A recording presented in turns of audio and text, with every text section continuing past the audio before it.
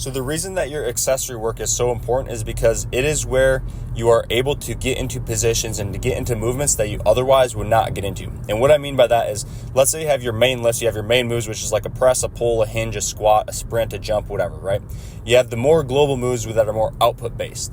If you never get into the smaller areas and the smaller tissues in your accessory work, like you never work, end range adduction, end range abduction, end range hip internal and external rotation. You never work like flexion extension of the toes. You never work any of these small areas.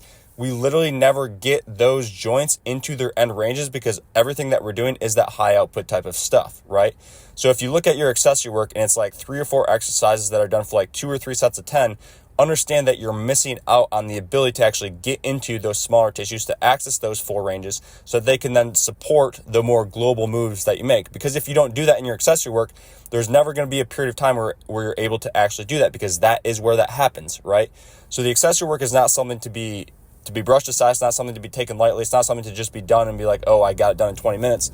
It's as important or more important than that higher output stuff you do, because it is what supports it, right? But you have to actually physically do it. Like, you have to actually physically put yourself in very difficult positions in end ranges, allow your body to see that it's okay. It can be comfortable there. It doesn't have to freak out when it's there, right?